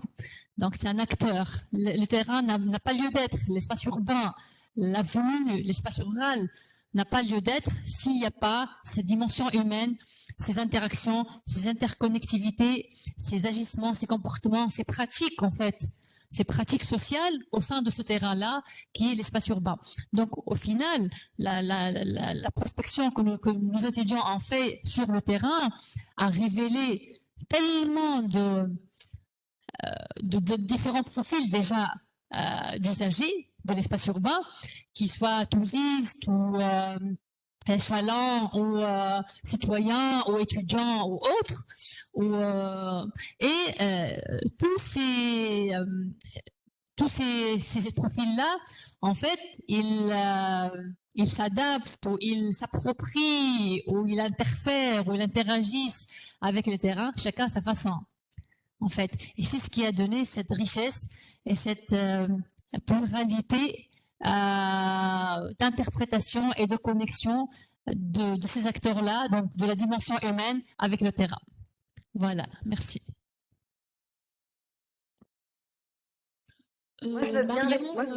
Marion et Théo, c'est à vous la parole. Oui, en plus, ça rebondit avec ce que vient de dire l'intervenante. Je vais commencer, puis Théo, sûrement tu compléteras. Merci beaucoup pour votre question. Et ce que j'ai trouvé intéressant, c'est que finalement, entre nos présentations, il y a eu beaucoup d'échos sur cette question de la recherche-action et de l'implication des acteurs. Peut-être ce qui est un peu différent par rapport aux autres projets présentés, c'est que les acteurs que l'on implique sont des acteurs extrêmement vulnérables aussi, hein, comme on l'a vu hier, par exemple, avec la conférence de Marine Royer. Et donc, que forcément, cette vulnérabilité est à prendre en compte aussi dans le travail du designer. C'est-à-dire que c'est des personnes qui ont peu l'habitude de dialoguer avec le monde de la recherche et qui ont peu l'habitude globalement d'être entendues aussi et écoutées. Donc, comment agit le designer? Il y a déjà une phase d'observation que d'ailleurs on pense avoir un peu trop négligée dans le premier projet de recherche-action qu'on a fait et qu'on s'est dit qu'il fallait qu'on la renforce. C'est-à-dire que le designer doit vraiment finalement s'intégrer au sein d'un environnement existant et non pas tenter tout de suite de le transformer. Et donc cette phase d'observation, elle est extrêmement importante pour venir comprendre les enjeux, qu'ils soient des enjeux pratiques au quotidien avec les enfants, mais aussi des enjeux quelque part plus informels en fait, qui sont de savoir comment écouter, quelles sont les problématiques que peuvent rencontrer ces femmes majoritairement issues de l'immigration aussi, donc peu entendues, peu écoutées par la société. Ça, c'est une réalité. Et Théo a fait un gros travail justement pour savoir aussi d'où venaient ces métiers de la petite enfance, pour comprendre les enjeux qu'il y avait derrière. Et la designer doit vraiment comprendre ces enjeux-là pour pouvoir dialoguer avec ces acteurs et ces actrices. Mais ça, c'est la première phase. La deuxième phase, elle va être aussi de leur donner le pouvoir, de leur donner les moyens d'agir. Et donc, le dispositif va être cet objet transitionnel qui va permettre d'être entendu et d'agir sur le terrain. Et ça, c'est intéressant parce que on n'est pas seulement là en tant que designer dans ce genre de projet pour écouter, mais on est aussi là pour cette idée d'empouvoirer, d'empowerment. Et ce sont les professionnels qui, une fois qu'elles ont été un peu guidées sur l'utilisation du dispositif au début par la designer, la designer disparaît et ce sont les professionnels qui agissent au quotidien avec le dispositif et auprès des enfants. Et c'est très intéressant ce qui se passe parce que on s'est aperçu que le dispositif avait aussi cette fonction, non pas de devenir pérenne peut-être dans la structure, mais finalement de reposer de nouvelles questions et de nouvelles pratiques. Par exemple, si je prends ce projet autour de la communication, ce qu'on s'est aperçu, c'est que le dispositif qu'on avait créé n'allait peut-être pas devenir un dispositif qui allait être mis à l'échelle, utilisé par toutes les crèches de France ou d'ailleurs, mais avait permis de remettre la notion de communication et comment on communique au sein des crèches au cœur des interactions entre les pros et entre les pros aussi avec les familles et en lien aussi avec l'enfant, de savoir aussi comment on implique ce dispositif dans un espace qui est fréquenté aussi par des jeunes enfants. Et en fait, voilà, je pense que ce qui est plus intéressant dans la notion de recherche-action collaborative, c'est de savoir comment on transforme les pratiques de l'intérieur en donnant le pouvoir aux usagers au quotidien. Voilà. Mais je pense que c'est partagé pour le coup, ça, par l'intervenante précédente. Pardon. Voilà. Théo, peut-être que tu veux compléter? Oui, bah, merci Marion. C'était déjà une réponse très complète. Peut-être sur un petit point, j'allais dire un peu plus épistémologique. Moi, dans votre question, je voyais aussi la difficulté pour une personne. Finalement, en fait, dans les recherches-actions collaboratives de Premier Cri, les designers sont aussi partie prenante du collectif de recherche, au même titre que les professionnels de petite enfance et les scientifiques. Et donc, la difficulté pour une partie prenante, parfois, de d'avoir de bonnes conditions pour exercer sa réflexivité. Et en fait, ça, c'est bon, voilà, les recherches-actions collaboratives sont de toute façon expérimentales et dynamiques, et donc c'est des expériences en train de se faire. Donc il y a des choses qui vont s'améliorer petit à petit, et on cherche les bonnes conditions sans cesse. Mais on a quand même, il y a un acteur qui est une partie prenante dont on n'a pas parlé également dans ces recherches-actions collaboratives, ce sont les médiateurs. C'est-à-dire que il est prévu qu'il y ait des médiateurs aussi qui viennent pour non pas faire. Donc les designers sont les diplomates matérialistes, c'est-à-dire que eux font de la diplomatie par un dispositif incarné, mais les médiateurs sont là pour faire de la médiation entre les différentes parties prenantes et pour s'assurer que la réflexivité puisse être possible à l'échelle de chaque partie prenante et favoriser le dialogue également. Donc les médiateurs sont là aussi pour organiser des espaces-temps. Alors des espaces-temps, il est important par exemple que dans le cadre de la recherche, les professionnels de la petite enfance parfois se retrouvent juste entre elles pour pouvoir dégager des questions, les scientifiques également, juste entre eux, les designers aussi. Donc ces espaces de réflexivité sont importants, des espaces partagés aussi où tout le monde se retrouve, tout le monde peut discuter, confronter les points de vue. Donc voilà, c'est vraiment un cadre à établir au fur et à mesure de la recherche et un cadre dynamique, une question qui se pose sans cesse. En tout cas, très bonne question, c'est une question centrale, celle des conditions de la réflexivité. Oui, et puis pour engager aussi ce que dit Théo, pour derrière avec cette activité effectivement des médiateurs et médiatrices qui sont extrêmement importantes et les pros nous l'ont redit là à quel point ces personnes étaient importantes. Il y a aussi le fait que nous, à Premier Cri, bien qu'on ait des fonctions de designer ou de chercheurs scientifiques au quotidien, quand on est à Premier Cri, nous ne sommes pas les designers ou les scientifiques du projet, nous sommes l'équipe qui facilitons la mise en œuvre du projet. Et ça change beaucoup de choses parce que déjà, on comprend aussi les contraintes et les problématiques, donc les formes de réflexivité auxquelles vont avoir affaire les scientifiques et les designers et les pros de petite enfance parce qu'avec Lisa, ça fait des années qu'on circule dans ce milieu. Pardon, excusez-moi. Et en plus, la deuxième chose qui est hyper intéressante, c'est que on comprend les enjeux, mais on n'agit pas, nous, en tant que tels. Voilà. Et je pense que les médiatrices qui ont exercé lors du premier projet de recherche-action ont vraiment compris aussi les enjeux du terrain parce qu'on leur avait expliqué, nous, en tant qu'équipe facilitatrice, quels étaient leurs rôles dans ces projets. J'espère que ça répond à votre question. Merci beaucoup, en tout cas.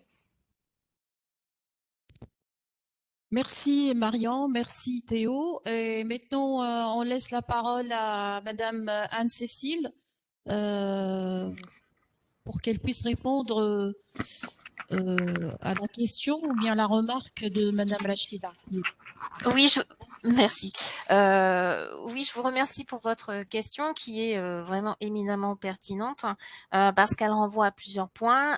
Elle renvoie à mes propres limites, effectivement, lorsque j'ai abordé cette modélisation, puisqu'effectivement, j'ai essayé de contourner la problématique de composer une définition ou en tout cas de concilier tous les aspects taxinomiques.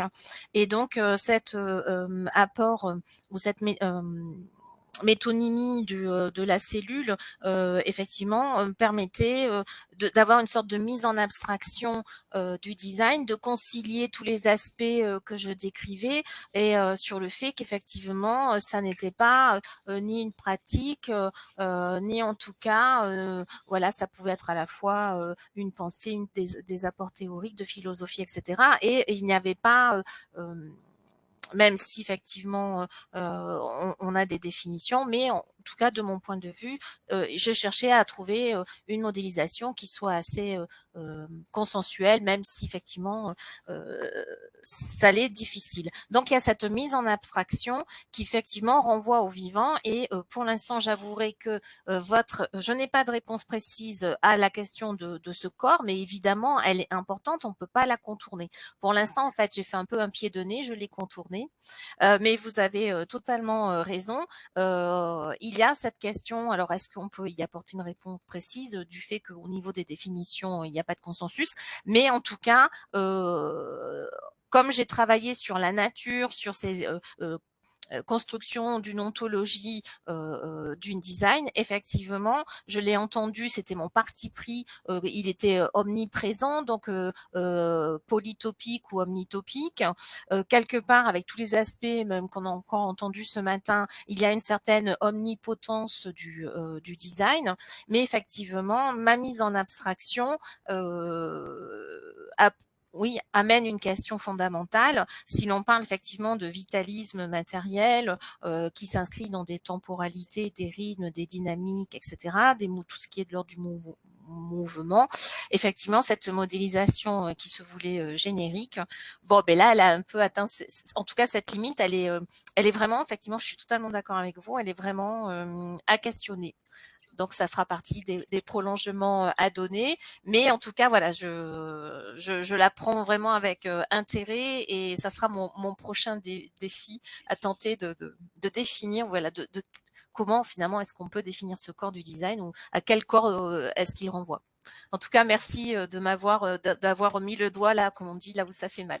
Merci beaucoup. Merci à vous, Anne-Cécile. Et maintenant, on passe à Madame Afef Jman, qui voudrait aussi faire des remarques ou poser des questions. Oui, c'est ça. Allez-y, la parole est à vous. Merci, merci. Alors, je me présente, Afef, enseignante à l'ESSED. Bon, je suis de formation ingénieure. Je remercie tous les conférenciers pour la pertinence de leurs réflexions. Quant à moi, j'ai une réflexion, c'est ça, et pas vraiment une question, et qui s'adresse à Anne, Cécile et Théo. En effet, j'ai apprécié leur réflexion qui repose sur la combinaison ou l'association entre la science et le design. Et ceci rentre, comment dirais-je, est autour de la thématique de notre rencontre. La réflexion, c'est que je vois que cette similitude ou analogie que vous avez évoquée autour de la définition du design par rapport à la stratification nucléaire Et là, je rebondis à ce que Madame Rachida a dit concernant cette idée. Je vois que cela rentre dans le cadre de ce qu'on appelle le biomimétisme. Et pour ceux qui ne connaissent pas le biomimétisme, en fait, il s'agit d'un processus d'innovation et une ingénierie qui s'inspire des formes, des propriétés, de processus et fonctions du vivant. Et là, je ne sais pas si Théo et Marine, vous êtes conscients que vous avez eu recours à ce concept de biomimétisme. Et merci. Merci beaucoup pour votre question. Pour la petite anecdote, donc je suis moi en 4e année de thèse et l'un de mes co-encadrants n'est autre que Gillian Grave, qui est une personne qui est très impliquée dans le biomimétisme en France, à travers son agence qui s'appelle Big Bang Project. Et ce qui est hyper intéressant, c'est qu'on s'est aperçu que pourtant en travaillant sur des projets extrêmement différents, puisque lui travaille beaucoup sur le vivant et les espèces, notamment en ce moment maritimes, et moi sur la petite enfance, on s'est dit mais quel est le lien?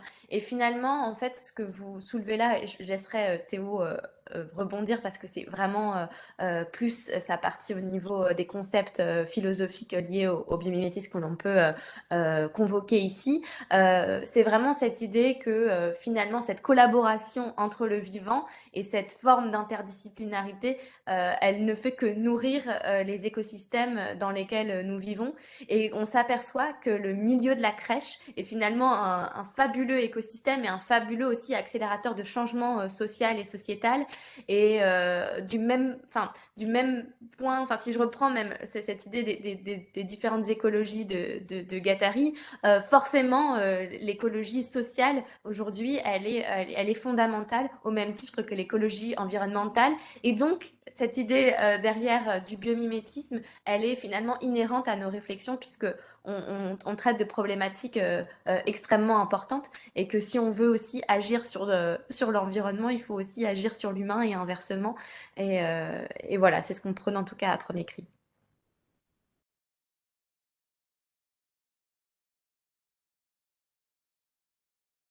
Merci. Je vais ajouter que le biomimétisme vraiment nous inspire, déjà c'est l'inspiration de la nature. Et il faut savoir que la nature vraiment c'est une bibliothèque à travers laquelle on va trouver plein de solutions. Même inconsciemment, en regardant, on va trouver des solutions pour plusieurs problèmes qu'on trouve au quotidien. Voilà. Et merci. Peut-être Théo, si tu veux dire un mot sur ça aussi. Non, j'ai pas grand-chose à rajouter par rapport à ce que tu disais. En tout cas, simplement sur, oui, il y a des connexions aussi de la manière de considérer un milieu dans sa complexité, c'est-à-dire de, de, de dépasser hein, les frontières ontologiques qui ont été posées notamment par la modernité entre les humains et les non-humains également. Et donc du coup, de penser le milieu et l'environnement euh, dans- à la manière d'une continuité. Et donc aussi considérer que la matière et la matérialité est une force. Et que c'est pas simplement quelque chose sur lequel on doit imposer une forme et pétrir. Voilà, le designer conçoit son environnement comme une composition de force. Et je pense que c'est voilà qu'il y a des liens avec justement le biomimétisme à ce niveau-là. Après, j'ai pas moi travaillé spécifiquement à partir de ce concept, donc je pourrais pas ajouter voilà une discussion technique autour de ça. Euh, mais bon, Marion, tu as déjà un peu répondu là-dessus. Merci à vous. Notre collègue et cher ami Jehen Chiha voudrait bien poser une question. Donc, on lui laisse la parole. Merci. En fait, c'est une question et une remarque à la fois. Peut-être elle est adressée à la présentation faite par ma collègue Mariam ou aussi Théo et Marion qui ont travaillé avec la méthode de la recherche-action. Marion et Théo, ils ont mis l'accent éventuellement sur l'aspect collaboratif de la recherche-action, c'est-à-dire impliquer les designers avec les scientifiques et les les autres parties prenantes du projet. Marie, en l'occurrence, elle a fait la même chose, mais j'aurais une question, notamment par rapport à la démarche participative, c'est-à-dire est-ce que l'habitant, le futur usager, l'habitant, est-ce qu'il est impliqué en amont du projet? À quelle phase du processus d'élaboration du projet? Est-ce qu'il est impliqué en amont lors du projet et en aval? Parce qu'on a vu que les HLM en France, elles représentent des vices spatiaux et ces vices spatiaux se traduisent par des pratiques d'usage qui sont en décalage avec leurs besoins essentiels. C'est ce qui crée un fossé en fait entre la production elle-même et les besoins réels de ces habitants-là. Et donc, je pense qu'avec cette démarche cette approche participative, elle va permettre, en fait, de créer, de concevoir ou de proposer des choses et non pas de les imposer. Voilà.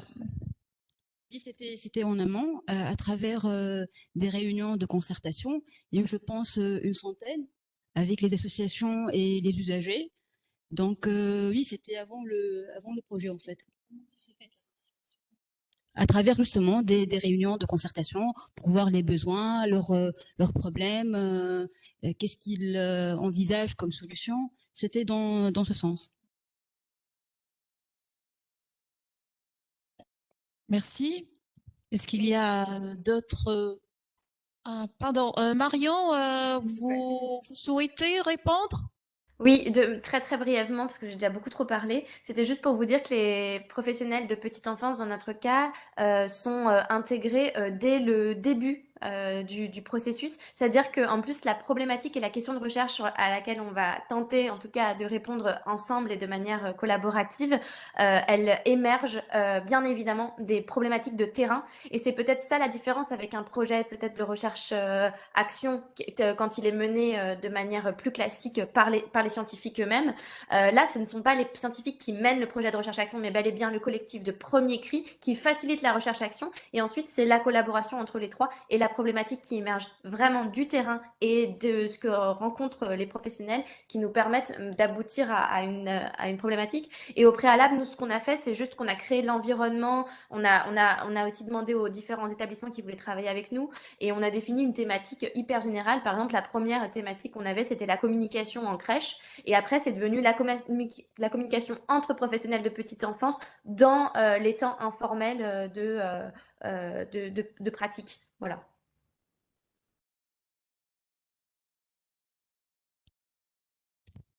Merci Marion pour votre réponse. Est-ce qu'il y a parmi les présents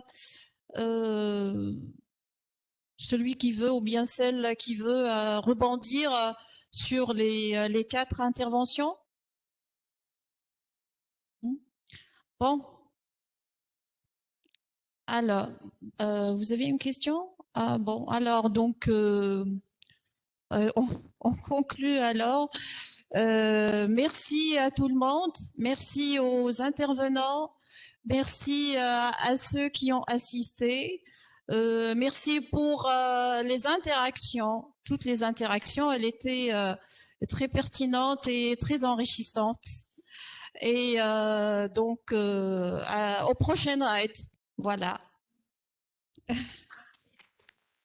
Merci à vous, au revoir. Merci. Au revoir.